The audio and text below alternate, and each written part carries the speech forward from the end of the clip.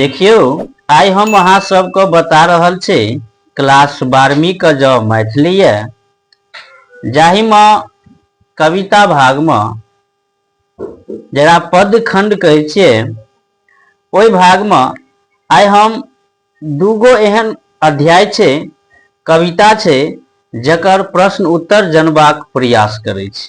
ठीक, दूगो अध्याय कौन सब छे? पहला या नूतन स्वर आ दोसर या उठह कृषक। ठीक, आई दोनों का जे लघु उत्तरीय प्रश्न होय छे ओई लघु उत्तरीय प्रश्न का जाने छी साथ साथ ओकर उत्तर का जाने छी।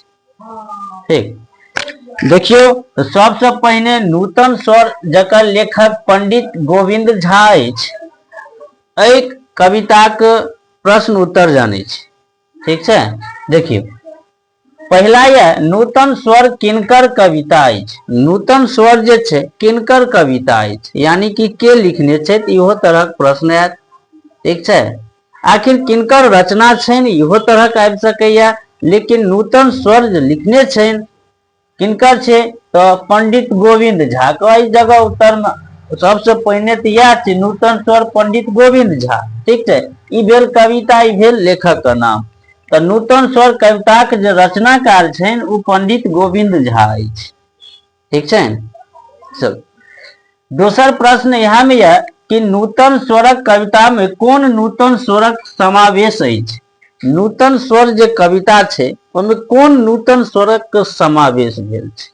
नूतन मने होय छे नया चीज, बुझलिए कौन तरह के नया चीज के बारे में लिखल गेल। देखिए अज्ञानता के अंधकार दूर करबाक हेतु एहिमे ई बतायल गेल छे पंडित गोविंद झा द्वारा कि जय जगह अज्ञानता छे ओई अज्ञानता के दूर करबाक लेल, ठीक है, अज्ञानता के दूर करबाक लेल जे ज्ञान रूपी किरणक स्वर, जे ज्ञान रूपी किरण का मान का जत अज्ञानता केना दूर हेते, जत ज्ञान हेते तो ज्ञान का किरण आवे के चाहिए। ठीक है, उस स्वर के बारे में लिखलिए, बुझलिए। चलो सत्यक बल घटी गेला पर अगर सत्य के बल घट जाए छे, जे जगह अत्याचार ज्यादा भ जाए छे, सत्य जे छे नहीं देखाय छे, रामक शक्ति के रूपी स्वर, जे राम के जहिना रावण जे छे मान लिया काफी अधर्मी अत्याचारी बन गेले तो राम एले, तहिना यह जगह कहल गेल छे जे सत्यक बल अगर घट गेला पर रामक शक्ति रूपी स्वर का ऐकरण स्वर के बारे में। ठीक है, विद्रोह के स्थिति में, विद्रोह का स्थिति में जे शिवक तांडव व हिंसा के साम्राज्य विस्तार भेला पर, विद्रोह के स्थिति में हिंसा के साम्राज्य छे बढ़ गेला पर, विस्तार भेला पर शांति के नूतनक स्वरक समावेश भेल अछि। बुझलिए, कविता के माध्यम से गोविंद झा ई कहे छी, है ना।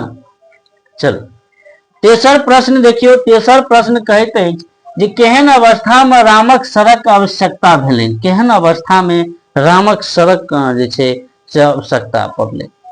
जखन सत्यक बल घटी गेल, राम का जे छे मान लिया जखन सत्य के बल घट गेल छले, दानवक बढ़ी गेल, दानवक जे छे बढ़ गेले, सब ठाम हाहाकार मची गेल तो रामक सड़क जे छे आवश्यकता भेल। ठीक है, रामक सड़क आवश्यकता भेल।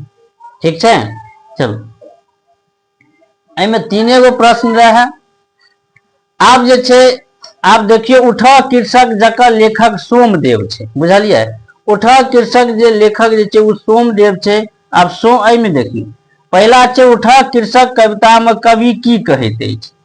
उठा कृषक कविता में जे छे जे कवि कहे ले की चाहे छे, तो उठा कृषक कविता में कवि कहैत, कविता में कवि सोमनाथ कृषक से कहे छे जे खेती करे छे, जे कृषि करे छे, वह सब से कहे छे जे प्रातः काल उठ कर अपन कार्य संपादित करो।